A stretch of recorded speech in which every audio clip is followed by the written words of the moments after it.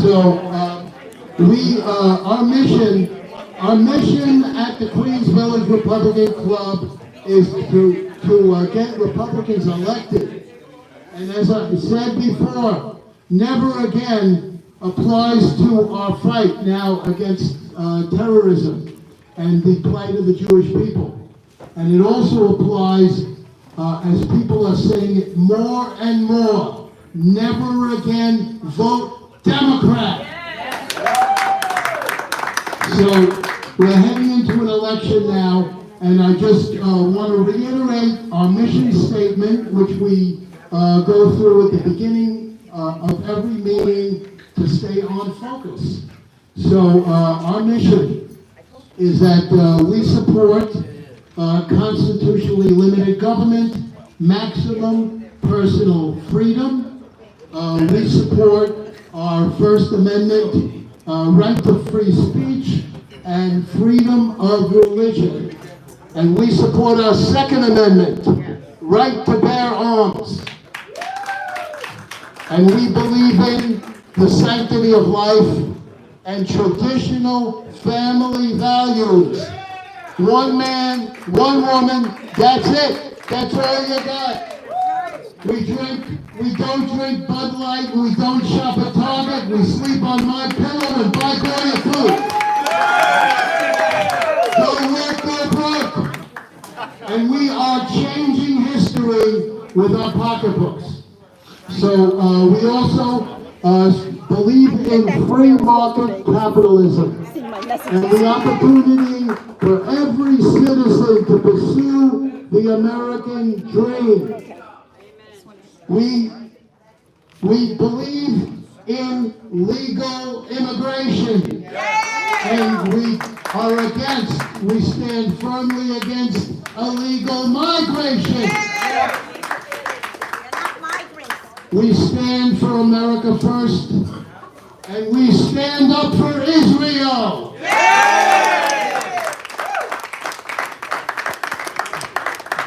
We support our U.S. Armed Forces, and now they're under fire at bases all over the world. So we pray for them. We pray for our great soldiers, and we pray for the IDF to accomplish its mission. And we support our firefighters, our first responders, and we support our police, the men in blue who protect our lives. And we support our great President Donald Trump and the America First agenda. And we will never stop the battle to make America great again, and we will fight against the terrible, evil agenda of Biden, Hochul, and Adams. And we will save our country and save our community. That's what our club is about. It's about getting involved. And as our good friend Phil McManus says from the Rockaway Republicans, be a gladiator, not a spectator. So now with that, we have a really packed agenda tonight, and we're going to start off with our main speaking presentation, which is from an organization. It's a national nonprofit organization called FAIR, F-A-I-R, and that's the Federation for American Immigration Reform. It's a nationwide nonprofit which fights to end illegal immigration in America. So let's welcome to our club Nicholas, Sophie, and Shari Randall. They're going to make a presentation on what they do to end illegal immigration in America, and it'll be followed by a question and answer session. So Nicholas, come on up, and let's give Nicholas a great Queens Village Republican Club welcome.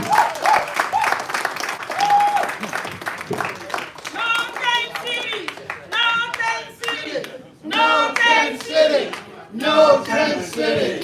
No Tent City! Amen.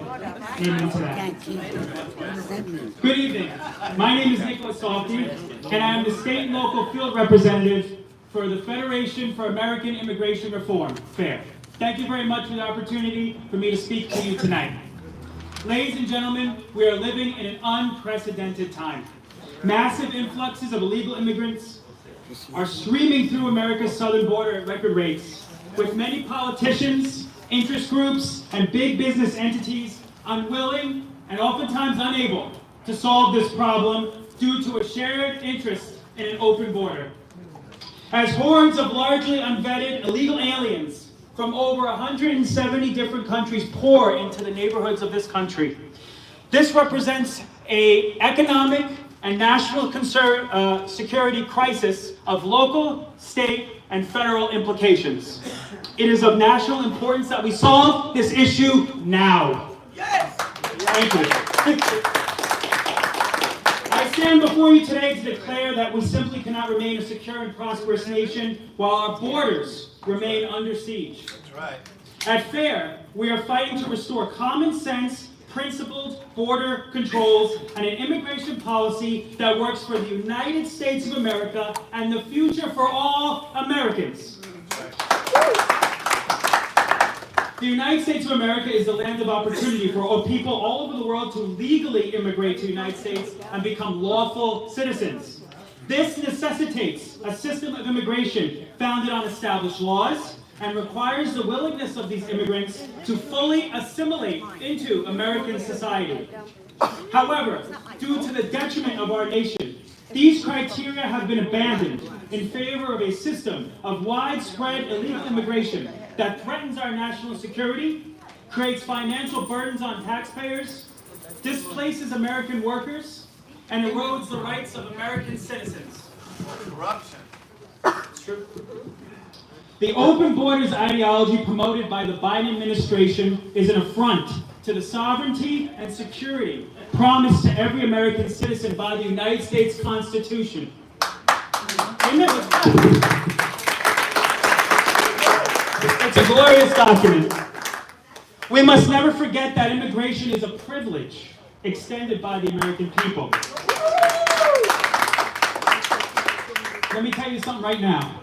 Illegal aliens who enter illegally should be detained and deported, not given a free pass into the United States, period. Amen to that. By rewarding illegal aliens and the cartels which traffic them open access to the interior of the United States, the Biden administration is signaling international weakness and showing a blatant disregard for our national sovereignty. Our country is a sacred space. Millions of Americans have fought and died for this place, including my fellow servicemen and women. As American citizens, we understand that a nation cannot be self-sustaining without strong borders and a robust enforcement of its immigration laws. We must back the blue, we must back Border Patrol, we must back Texas DPS, we must back them all. Amen. If we fail to exercise proper control over who can enter and remain in the United States, America will surrender its national identity and be doomed to an overburdened, disjointed, and precarious future. As citizens of the United States of America, we need to rejuvenate our understanding that America's safety, sovereignty, and identity are worth fighting for, and demand leadership that puts America first.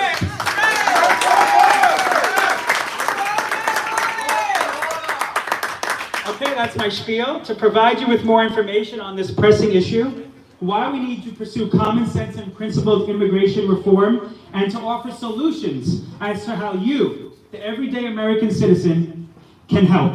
I will now yield the podium to FAIR's Director of State and Local Engagement, Sherry Rendell. Let's give her a round warm of applause.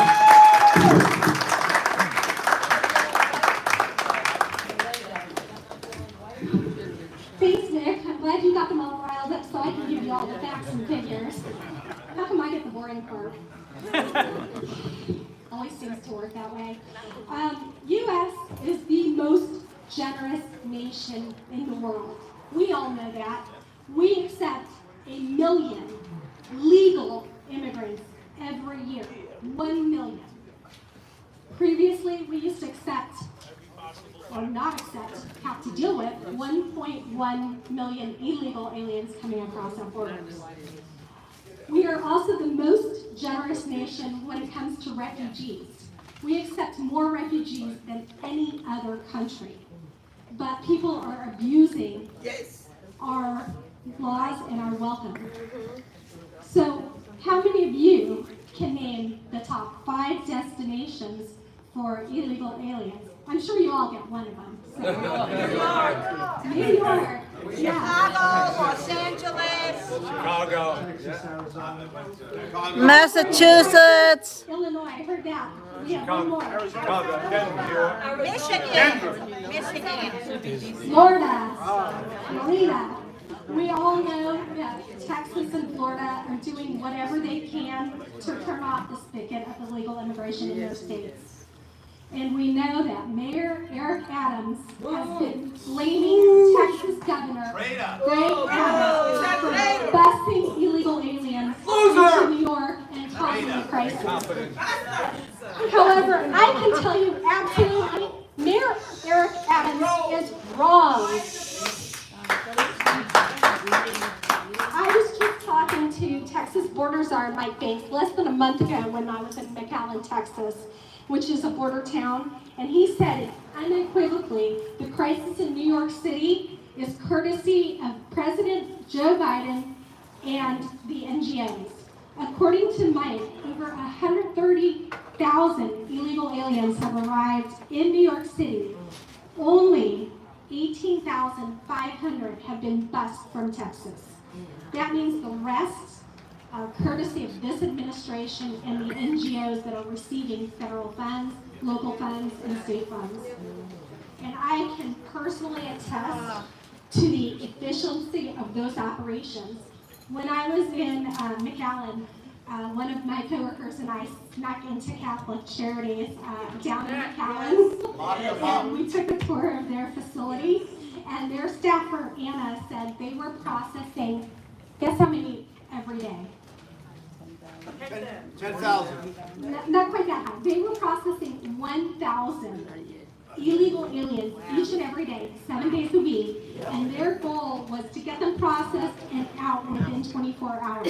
Yes. And according to what we were hearing from some sources down there, they were receiving $1,500 a day.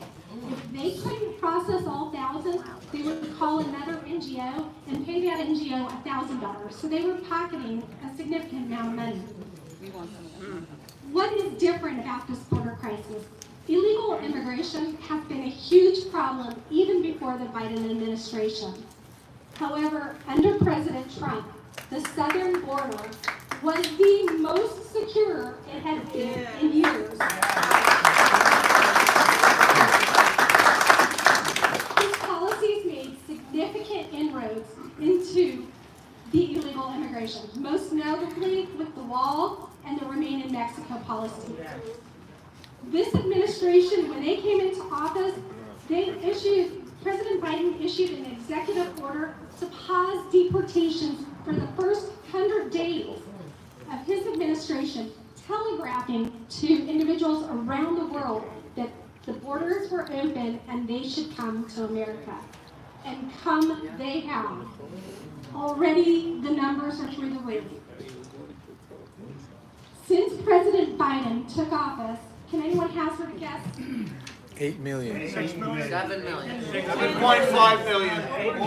Closer to the 10 million. It was 9.2, over 9.2 million illegal aliens have come into the country, including those who were encountered at the border and over 1.7 million known gotaways. About a week and a half ago, the administration released its numbers for fiscal year 2023. There were over 3.2 million encounters this fiscal year, more than all 4 years of the Trump administration combined. It is also a 16% increase over fiscal year 2022 and a 63% increase over fiscal year 2021. And Granted, fiscal year 2021 would have been higher, except it included some of the months that Trump was actually president. This September alone, 341,000 people were encountered. Obviously, the Biden administration is trying to divert attention away from the crisis at the border because they want to avoid bad optics. However, we have been hearing we haven't seen anything yet. According to people we work with who've been in Darien Gap, they have been saying that the numbers are going to astound us. And those are the people crossing into Panama and coming up Central America. This is a problem for all of you. And this administration has been releasing hundreds of thousands of individuals they encounter into the interior. And what this administration is doing is trying to create so-called new legal pathways, but these are not legal at all.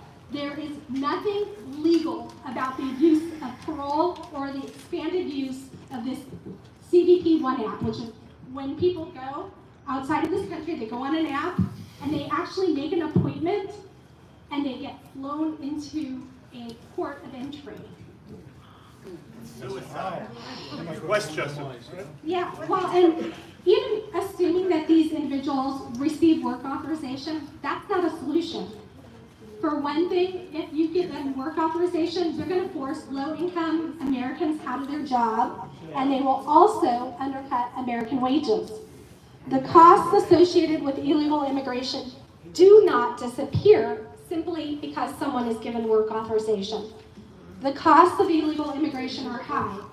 According to a study that we did, illegal immigration costs taxpayers $163 billion annually. In New York, an estimated 1.1 million illegal aliens and the roughly 372,000 U.S.-born children cost taxpayers in this state $9.9 billion. And this study was issued before you guys saw the influx of people coming into this state. The financial costs are the only ones you need to be concerned about. There are environmental as well as health costs. Diseases like tuberculosis and polio, which have been eradicated in the U.S., as well as chickenpox and measles, are making reappearance. Additionally, there are humanitarian costs.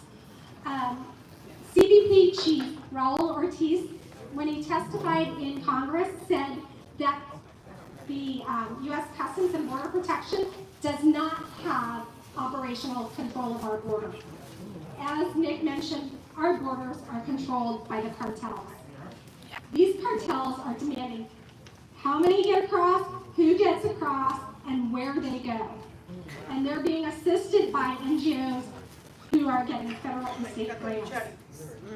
And the scary thing is, these NGOs are going across into Mexico and teaching people how to get across the border. They know that if somebody says that we have an incredible fear of their government, they have to be processed into the United States, and then they're released. And many of them have notices to appear as far out as 5 years into the future. Some of them are just being released without anything. Prior to 2018, the cartels made $500 million smuggling individuals across the border.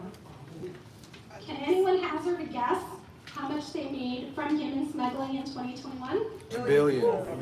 200 billion. $1 billion. 13 billion. And what they're realizing, 13 billion in 2021. What they're realizing is they're making more money smuggling people than drugs. And also the penalties for smuggling drugs are much higher.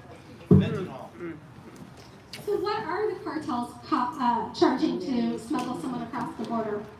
The average cost, 8 to 15,000. The lower fees are for people coming from Mexico, and the higher fees are being paid by those Central Americans. We have heard there are some people coming from China that have paid as much as $30,000 to $60,000. There was one source that said the highest was $80,000. So when people come across, the cartels will give you 3 chances. If you get caught and sent back, caught and sent back, caught and sent back. After the 3rd time, they have to pay again. So who's coming across the border? That too. Historically, it's been single males, and they were coming to the U.S. for economic reasons. And those were the predominant border crossings. In 2019, family units surpassed single border crossers as the primary border crossers. This fiscal year, single males again make up the majority of the border crossers, 65%. However, we're seeing a shift. They're no longer from Mexico, they're coming from the Northern Triangle, El Salvador, Guatemala, and Honduras. According to Border Patrol, 170 countries, individuals from 170 countries have been encountered at our southern border, including those who are coming from countries where we have strained relations. As somebody mentioned, terrorists are coming across. There have been a number of border crossers on the terrorist watch list in fiscal year 2022. On our southern border, between ports of entry, there were 98 individuals that were encountered. This fiscal year, 169. That's the ones we know about, you're right. Just this month, we're on the southern border. Okay, so on the southern border, at the ports of entry, so when they're coming through and they're caught at the ports of entry, 80 individuals. Last fiscal year, 3. You can see the numbers jumping. And as people are being called to process individuals on the southern border, there's been a huge surge on our northern border. New York is unfortunate. You have a destination where people coming from the southern border want to go, but you also have a border that you share on Canada. And that sector, the Swan sector, which includes New Hampshire, New York, and Vermont, there has been an 846% increase in the number of crossers. And I have heard from sheriffs on the northern border in some of the states we work with that in some stretches they have 500 miles where there's no one patrolling because they've had people called down. Scarier, you mentioned terrorists on the southern border. Let's talk about our northern border. Border Patrol has encountered 484 individuals at our port of entry this fiscal year on the northern border, and that's compared to only 313 in fiscal year 2022.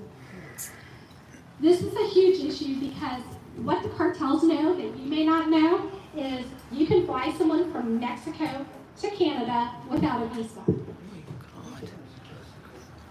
Of course, when I talk about the terror lists, there are those that we know that have been encountered. We don't know how many have actually gotten in. There was a memo that was circulated to Border Patrol in San Diego that said, watch out for people connected with Hamas and Hezbollah crossing our southern border. And this should be concerning to us here in New York because your legislature, your state legislature, seems to have forgotten the lessons of 9/11. You all know that a couple of sessions ago, they passed the green light law, giving driver's licenses to illegal aliens. Did you know back 9/11, 19 of the terrorists had over 30 driver's licenses and identification cards with them? Yeah. Just something to ponder here. And your state has given driver's licenses to those who are here illegally.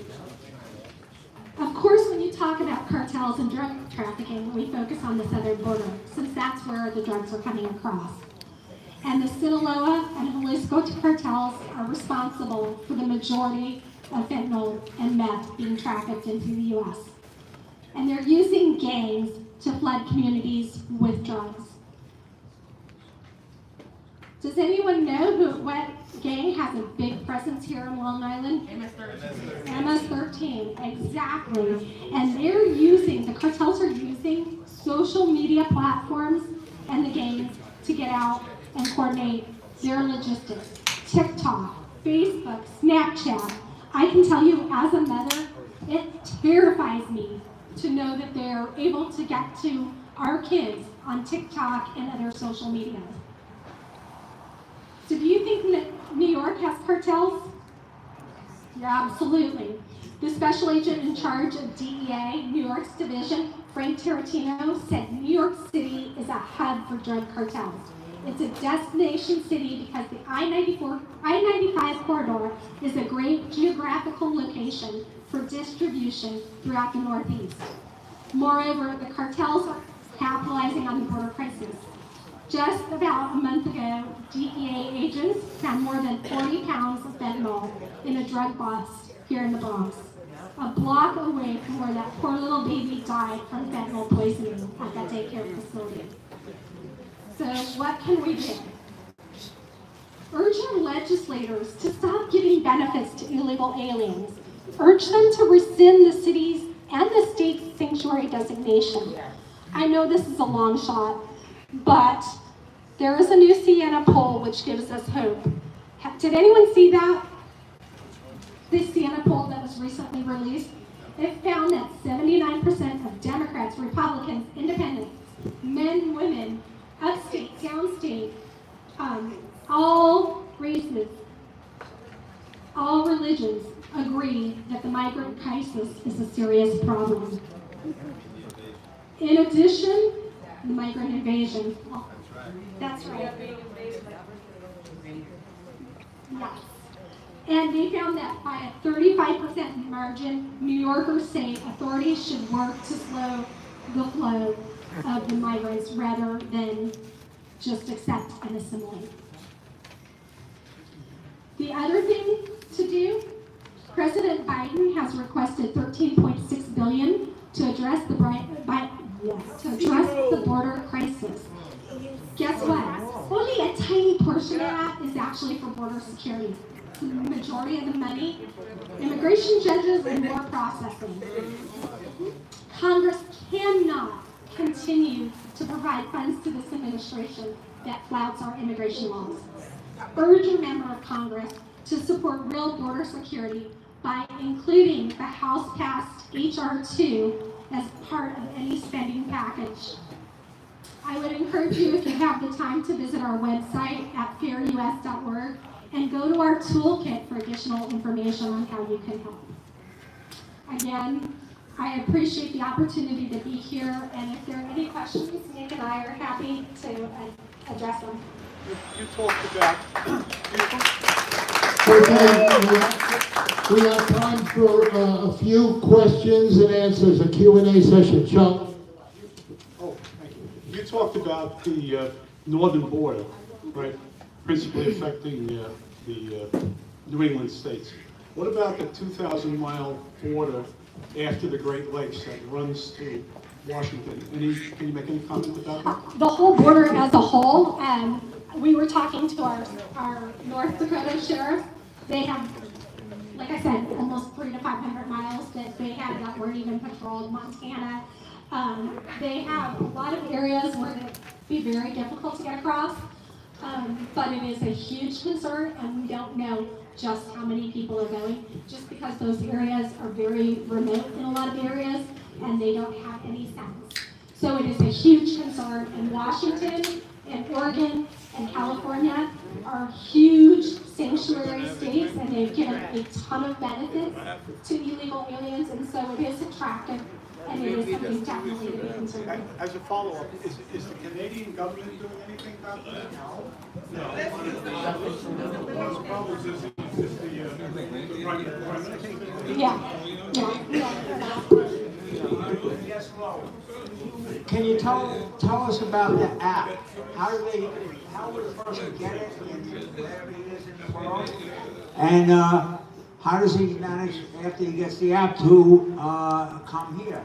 So the administration facilitated this app. It's on any smartphone, any computer, and they're able to go on. The has told people about it and let people in those countries know about it. And they literally, there are certain countries that are designated like Venezuela and Cost money? no, it doesn't. They just apply. They're applying outside, so they're not coming across and crowding the border. It's all a matter of optics, and they literally get a date and they go into the port of entry directly. Okay, we have another question, and keep the questions short. Thank you very much. Okay. Okay. What is? I came here legally at the age of 12. I was told to respect this country. I would like to know what is Judicial Watch doing? And in my zip code 11355, are there any tents? And you know, if they allow all these illegal people come here, they are destroying what they came to get. And I suggest that you contact Curtis Lewa. I listen to him every day. I don't even.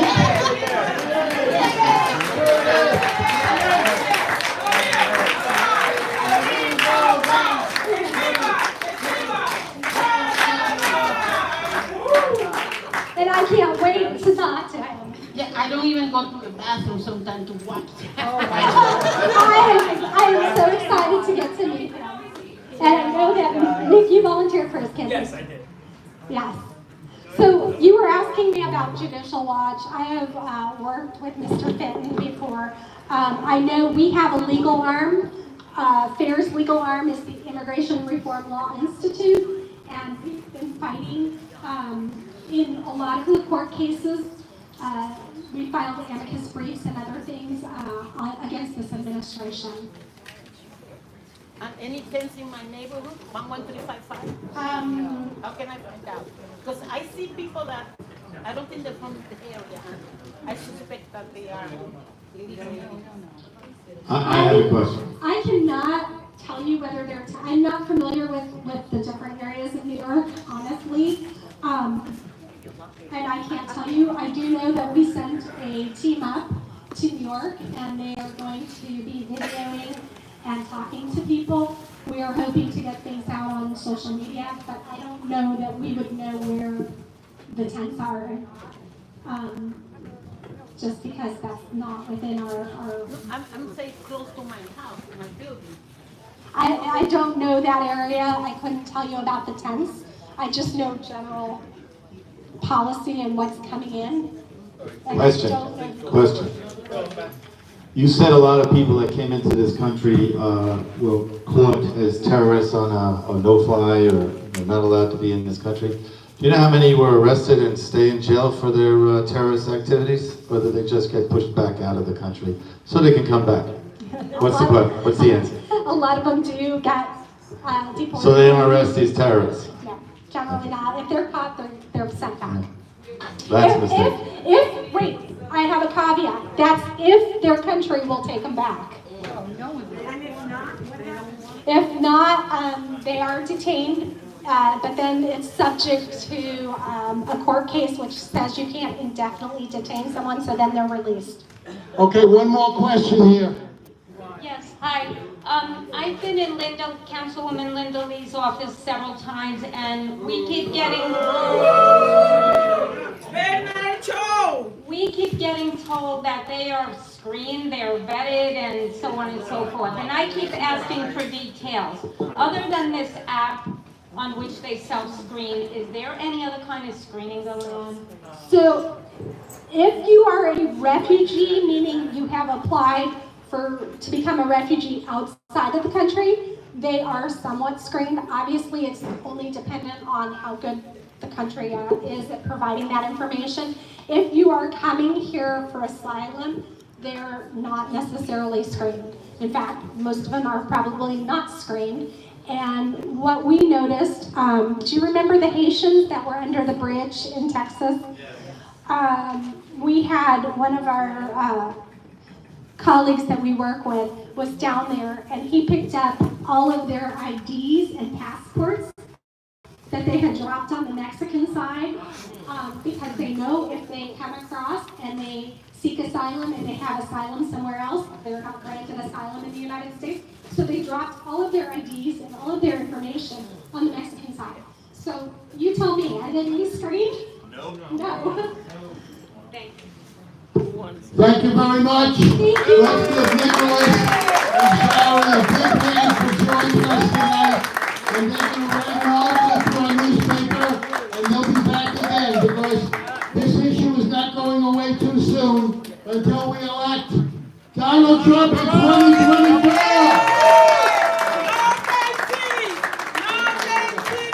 No Tent City! No Tent City! No Tent City!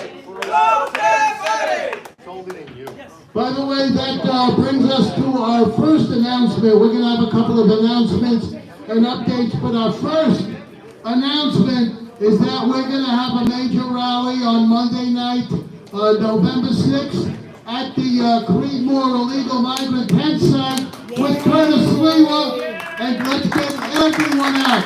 We're going to hear more about that later. It's the 100-day anniversary of the Day of Infinity when Mayor Adams announced the tent city in our neighborhood, in our beautiful neighborhood, to destroy our neighborhood here in Belrose in Queens Village. So everybody come out. You should all have a flyer on your chair, and we'll hear more about it in a little while. But tonight, the good news is we have 13 new members. We have John Curran, or Curran, Ann Fight, Michael Frederick and Susan Frederick, Tom and Dina Fugas, and we have Gary Morata.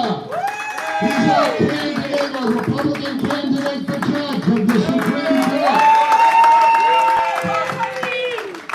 We have Kimberly Sabor, and Deanna Morgan, and we have Maharani Hardauer. I'm sorry if I botched your name. Varinda Kaur, and one person who doesn't want to be mentioned. 13 new members.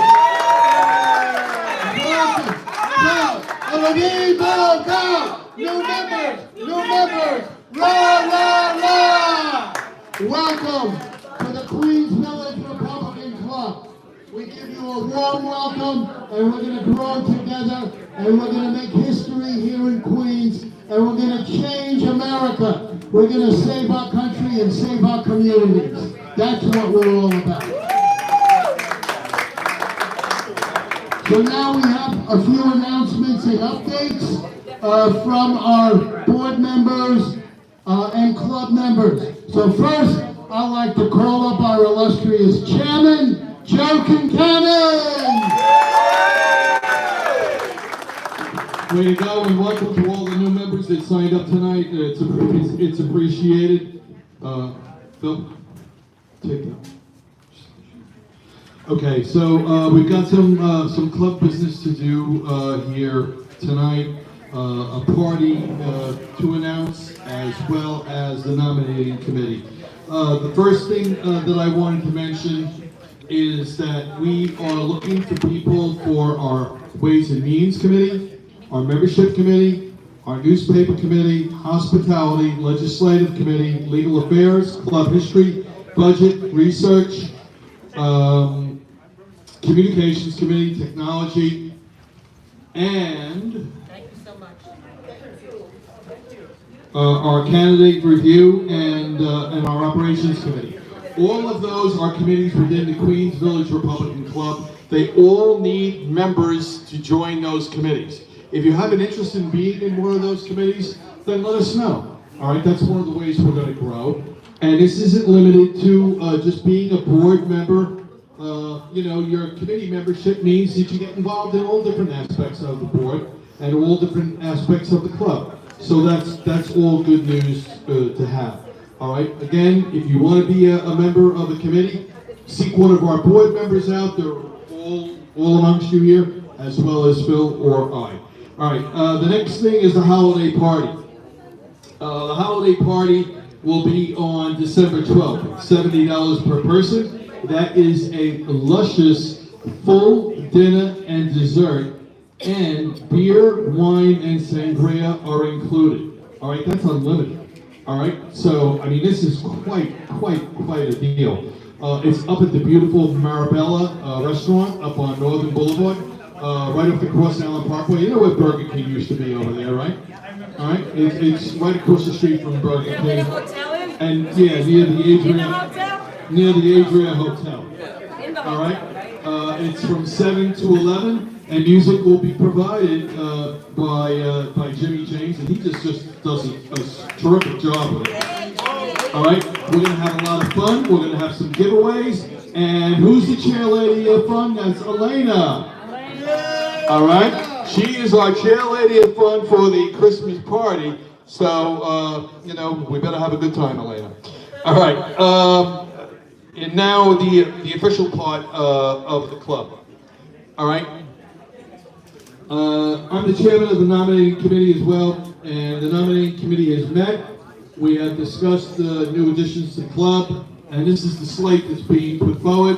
This will be voted on we're at the December 12th meeting when we're at the Marabella restaurant.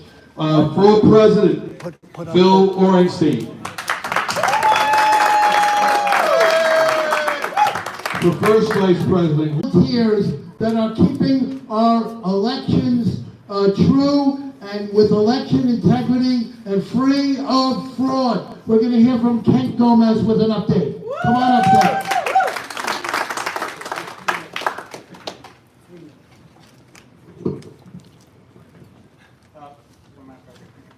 Hi, I'm Kent Gomez. I'm a volunteer with New York Citizens Audit, not an official spokesperson. And thank you for letting me introduce the work that New York Citizens Audit has accomplished and what we're hoping to accomplish. Raise the mic. There you go. Hoping to accomplish nationally. New York Citizens Audit is a grassroots group of over 2,000 citizen volunteers. It's a nonpartisan, nonprofit 501c3 civic education fund. Is dedicated to restoring and maintaining the essential principle of sovereignty through honest, provable elections in New York and throughout the state. After the 2020 election, during the lockdowns, NICA requested the voter rolls from New York State in the 62 counties. Louder. In the 62 counties. Raise the volume. After 2021 and 2022. The raw data was examined by qualified experts, and reports have been created with the findings. We submitted the reports of violations of law and manipulated registration data to every state authority, every state and federal law enforcement agency, and for investigation as required by law. They created 2 reports, the 2020 deficits report, and now they just recently released the 2022 reign of error report. These reports are available online at NewYorkAuditNY.com. They teach that there are 2 types of elections in America. They're either accurate or they're invalid. What does it take to have a valid election? One, the voter rolls must be accurate. In 2022, there's evidence of almost 1.5 million fraudulent registrations or counterfeit registrations in the voter roll. Number 2, the voters must be counted from eligible voters. So in 2022, they found that there are over 745,000 invalid registrations that voted in that election. The third condition is that voters must equal the number of votes. For this past 2022 election, there were over 35,000 more votes than voters. So the conclusion is the 2022 general election is provably uncertifiable. NICA did a limited audit and presented the findings to the New York Board of Elections, but they continue to have elections and certify results that are not certifiable.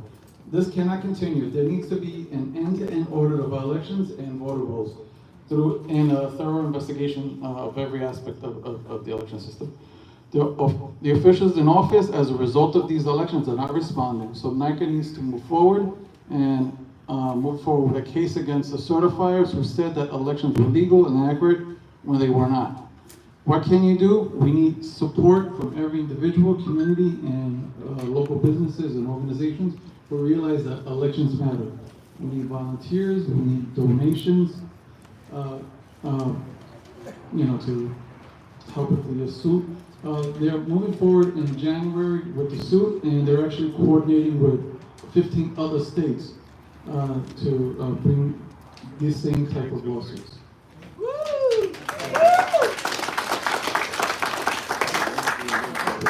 Thank you, Kent, and please, if you want to sign up for New York Citizens Audit and be part of it and volunteer, please see Kent after the meeting. So now, many people are asking, how do we vote on the 2 ballot propositions that are going to be on the ballot, that are on the ballot? No! Everybody knows already, Taisha. But anyway, Taisha is going to give us the final word on how we're going to vote on the 2 ballot props. Taisha!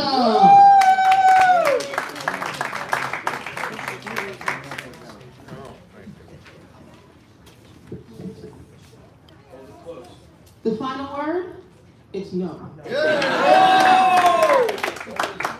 There's some information that's been left on each of your seats, so you can take a look at that and consider what's thereupon. They're both concerning debt and continuing the debt. So the first one has to deal with schools, small districts, even though it's only applicable to a certain demographic, but since it's statewide and it deals with the Constitution, that's why everyone is voting on it. The other one is they're just basically trying to kick the can down the road, keep it going, and so that this pot of money can be spent anyway and willy-nilly as they so choose. So, like I said, the information is there for you to consider, and hopefully, and most likely you'll come to the conclusion that you'll vote no. I also just want to make a quick announcement that there were several ladies in our club had went to a women's shoot clinic called Women on Target, and we had a great time. We'd like to do it again. And if there are any of you who are interested, please let me know by signing. There's a sheet that's on the table right next to the newspapers. And they contact you about an opportunity to go in the future. If you have any questions, over here. Thank you, Taisha. So everyone now knows how to vote on the 2 ballot props. Okay, no. Okay, now we're gonna have an update on Moms for Liberty by our Moms for Liberty chapter chair in Queens, Elena Kidd. Thank you, everyone. Since I have only 3 minutes, I have an important matter that I wanted to talk to you about. On your chairs, there were call to action sheets. It's about Assembly Bill 6761, the worst children's health bill ever, introduced by Democrat Karina Reyes from the Bronx. The official description of this bill claims that it allows homeless youth to give effective consent to certain medical, dental, health, and hospital services and provides for insurance coverage of such services consented to by such youth. Now, this is a little bit misleading because last year Albany already passed A9604 and S8937, which they're claiming this is to benefit the homeless and the runaways, okay, so that they can get proper medical care. So they passed this last year, which gives them homeless and runaway minors the ability to make medical decisions without parental knowledge or consent. Okay, but what was the point of it all? Because under New York Public Health Law, paragraph 4, it already gave consent to doctors to, if their child's life was in danger, they can get medical care. The doctor could make the judgment call. So the question is why? Well, this might explain it. In a press release issued by the Legal Aid Society following the passage of A9604, the Legal Aid Society said, gender-affirming health care is a life-saving treatment.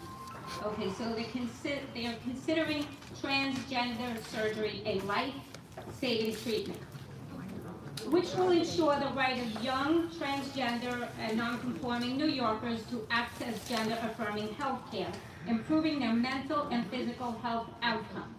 Now, this doesn't make sense. So it seems as though this law is going to extend to everyone's children, so that parents have no consent when it comes to their child's medical care. Okay, now these are the things to consider. You have the list of co-sponsors of the bill on the sheet that I put out on your chairs. If you need one, there's more in the back.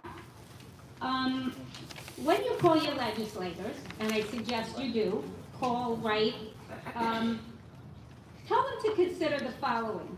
How can removing parental involvement in a child's health care possibly be a good thing? Okay, for starters.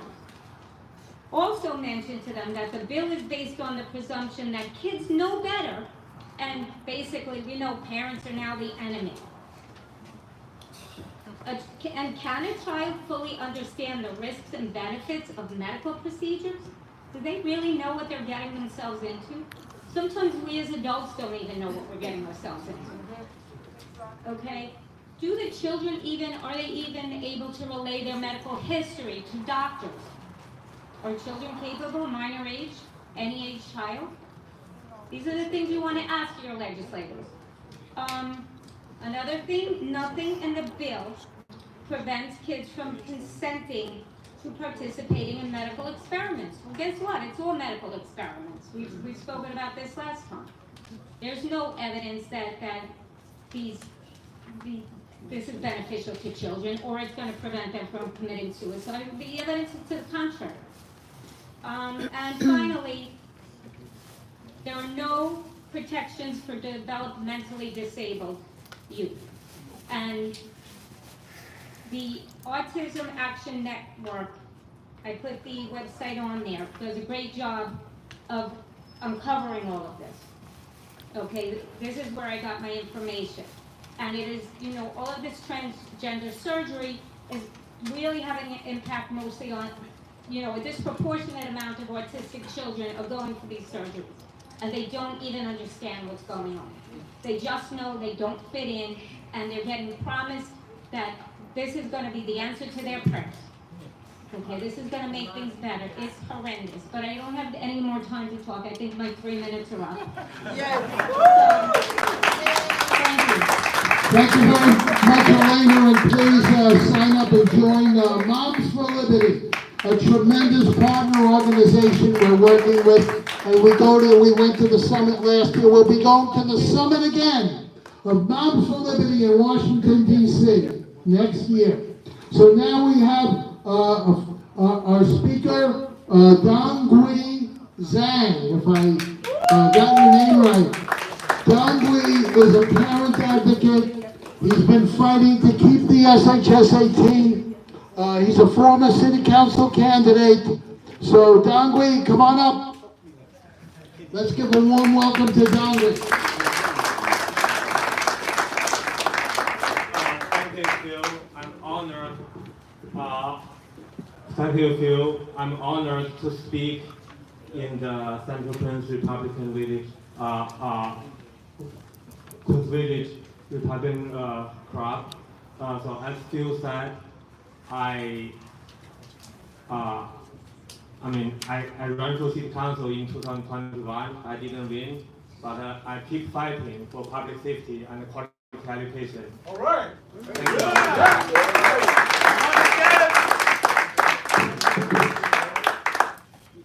I can connect. No time.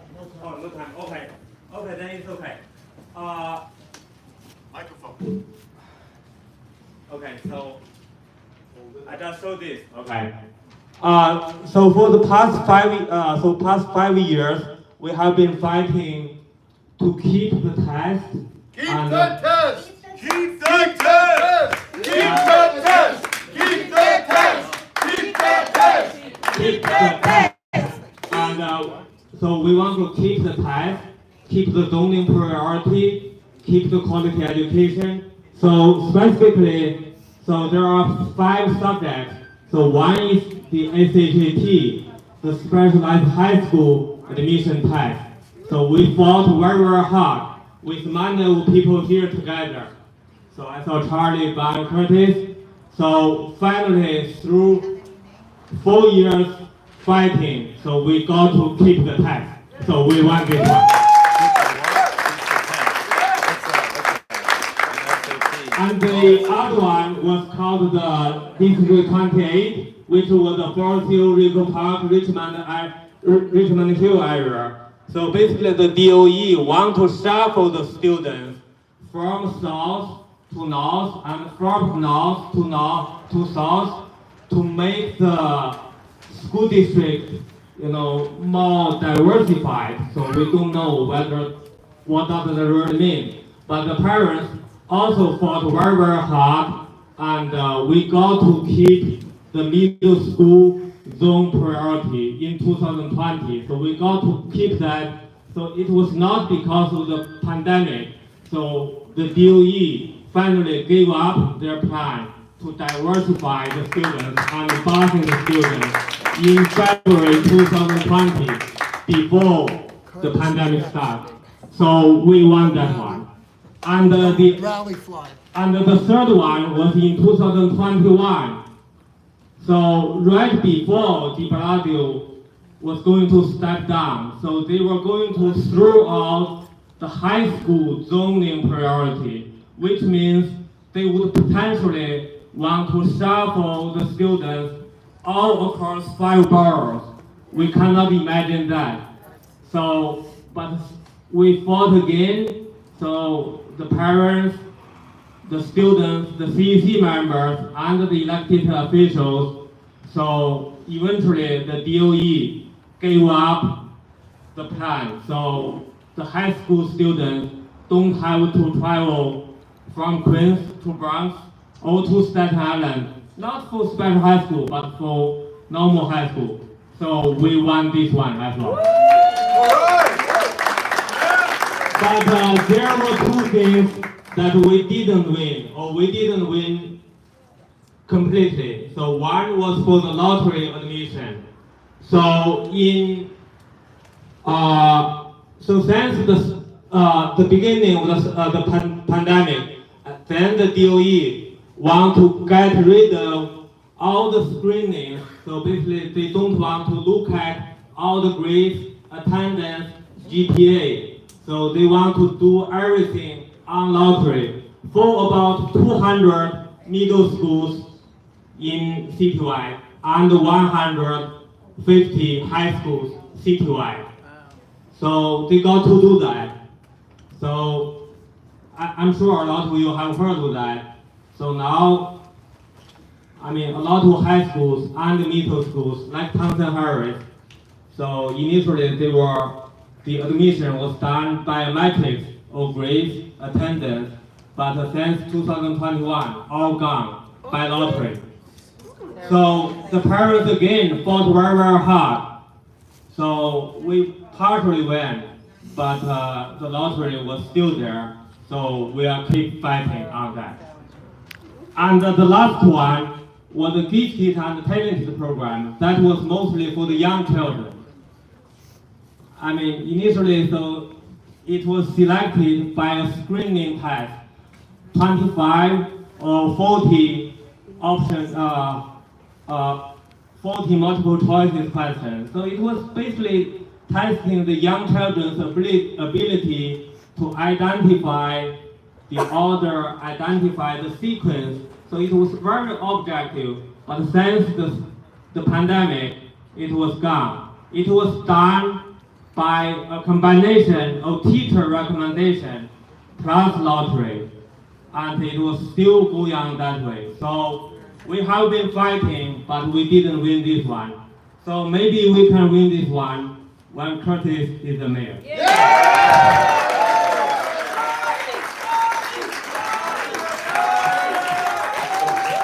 Thank you so much. Thank you. That's all. Asylum seeker shelters, migrant shelters, and what I call is taxpayer-funded illegal alien places that we're paying for.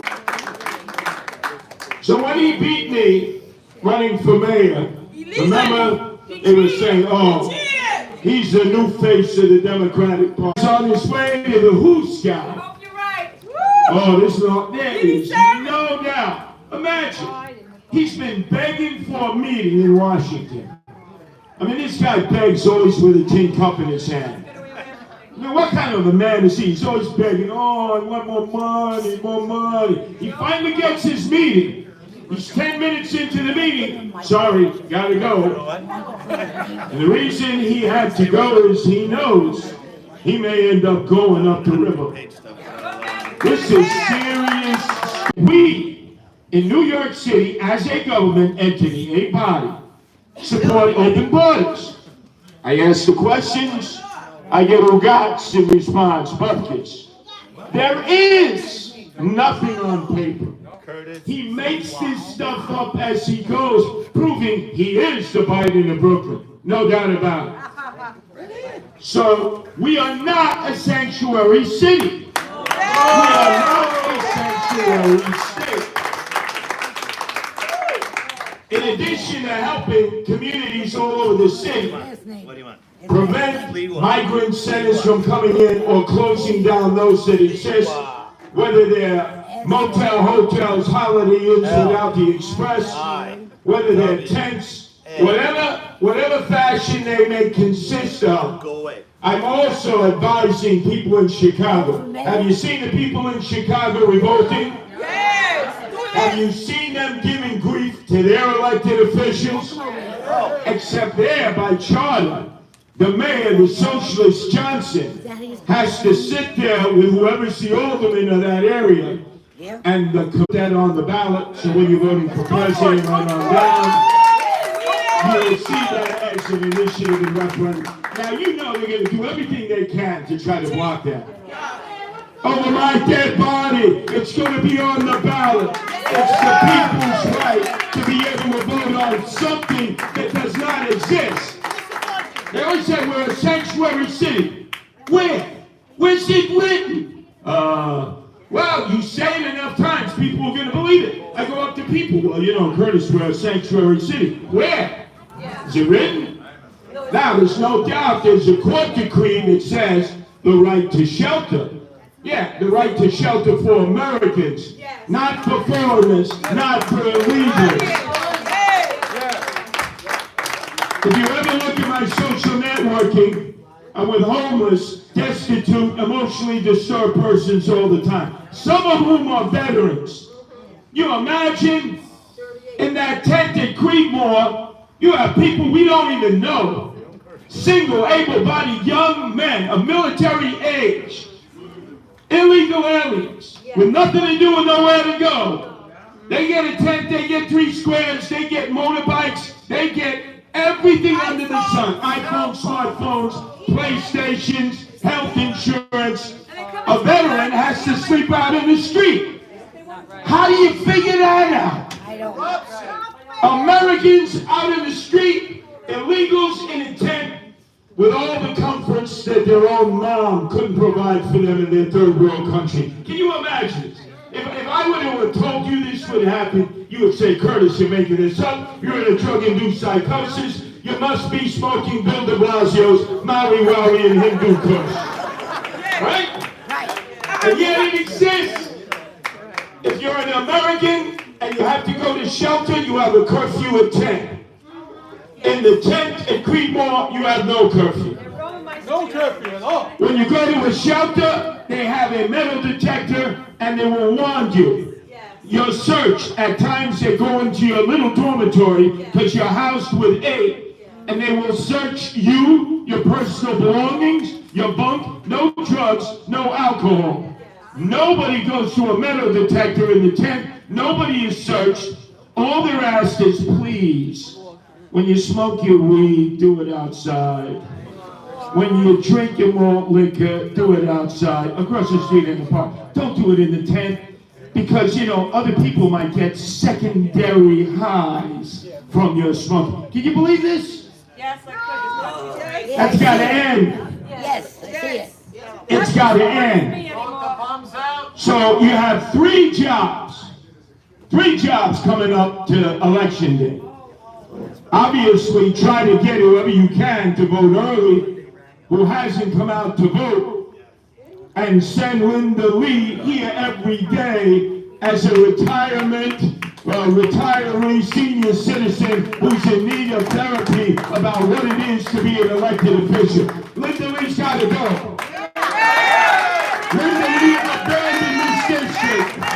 Linda Lee is hiding in the Witness Protection Program, afraid to take on Papa Chulo Joe Biden, afraid to take on Kathy Cranway Hochul, and afraid to take on the soon-to-be incarcerated crook, Eric Adams,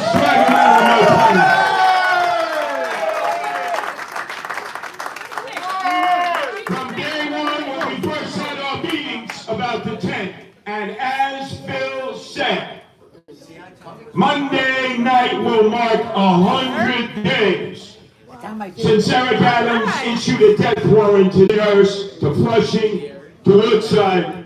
Bernard Chow has been there long before he thought of running for office. He's been a friend to the Guardian Angels, and we're not fair, we're the friends. We're going to do everything we can to make sure he gets elected by Tuesday.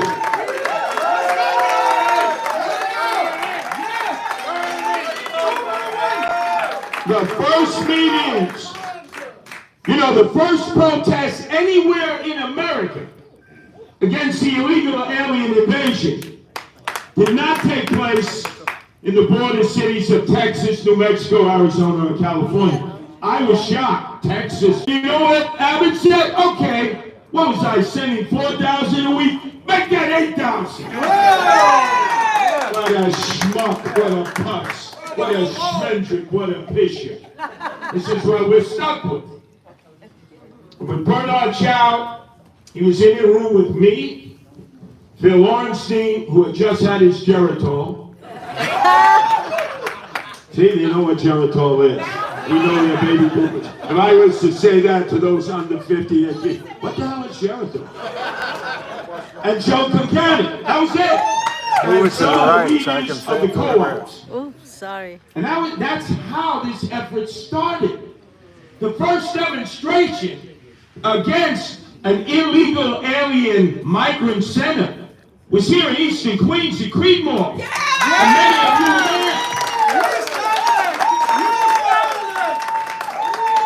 there. The first of my many arrests, of which there have been many, and let me tell you, with Floyd Bennett Field just about ready to open, 81, 82, 83, 84, easily. But the first arrest was here at Creedmoor. And we had 13 patriots who came with us and got locked up. The 105th precinct, right? And they miswrote the arrest so that when we went to court, and imagine what it was like for me to have to go into Queens criminal court and look at the picture of Melinda Castro. I don't know, Judge Grasso is there. Judge, I'm in a precarious position here. I got to see my two sons. I got to pay my child support. I don't want a warrant out for my arrest. But he's a good man, Judge Grasso. Let's give him a great round of applause. So I walk in. I came in the afternoon. The other patriots had come in the morning. And I'm going inside the court. And there's a guy, I'm in the wrong court, and there's a guy, this old guy, who admits that he was sexually assaulting a young girl. Admits it. The judge, you did it. Okay, dismissed, stay on good behavior. I went nuts. They threw me out of that court. I said, what is he doing in this court? I said, what? You're letting this sexual assaulter go because he copped a plea? I chased after the ADA. He ran into his office. I said, Mr. Sleeper, you're down at this office here. And they said, you know something? Just get the hell out of here. Because the 105 precinct purposely miswrote the arrest citations. They did it on purpose for us, the people who are being arrested. Let's give them a great round of applause.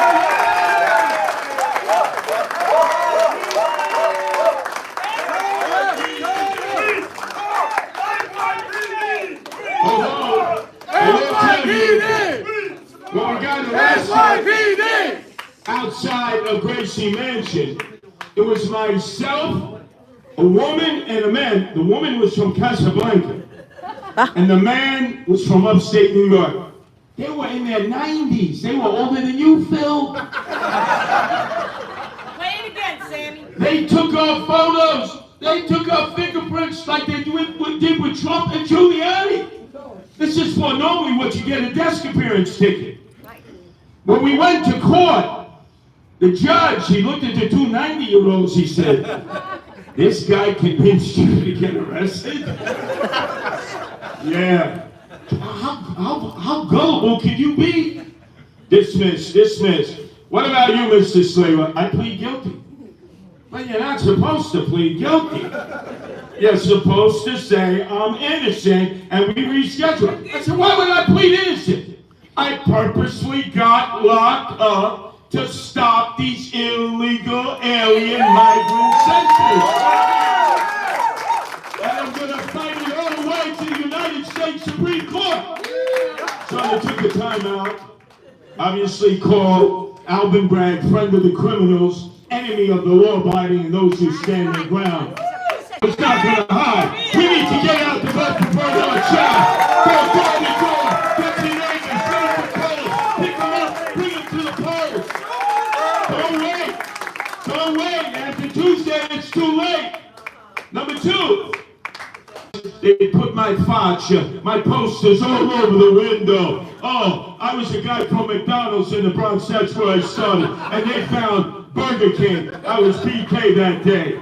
But they've always been with me through thick and thin. When other Republicans would cut and run, other Republicans, my worst enemies, worse than the Democrats, throats of people who had a right to run. What are you afraid of? And they're killing our country. They are your allies out there. Do not vilify them. There are more of them in Queens, unfortunately, than there are of you. In the shadow of, I guess what you would have called vote, we want those running for office to appeal to you. Like, look what recently happened. For many, many years, the Asian community was in the back pocket of the Democratic Party. Guaranteed vote for Democrats. For the free one else, because they had to come here the right way, the legal way, the long way. They have friends and relatives who are still back in their country of origin, waiting to come in here. The legal way, the right way. We are for legal immigration. Legal immigration. And as I say to my three sons, Andy, Carter, and Hunter, I've given them the citizenship test in history and civics. I don't think I can pass it. Thank you, Colonel Celina. Thank you. Okay, so now, please bear with us. I know it's late, but please bear with us. We have some candidates with us tonight, and we're going to hear 1 minute each. Candidates, come on up front. And the Christmas And we're party! gonna- And the Christmas party! You announced it 20 times. Is there something that you care about? You come on. Is there something that you care about? You come out and show up on Monday. You come out and show up on Monday and you bring your friends. Bring your value. Call everyone of your friends. Tell them to come out and vote. Everyone of your friends. Tell them to come out and vote. Vote for our own value. Not just vote for what other people tell you to. Vote for your own value. You like the Reverend Jack? God bless you. Vote for the Reverend Jack. You don't vote to get our police officers qualified immunity again. Qualified immunity for NYPD. Support NYPD! Support NYPD! And in order for me to become your district attorney and do the things we need to do to end the crime crisis, Kahn and Phil at your holiday party to celebrate my win. Last one on the ballot. William David Shanahan. I am the only candidate in... Raffles! Raffle is in. Thank you, raffle collectors. Last call for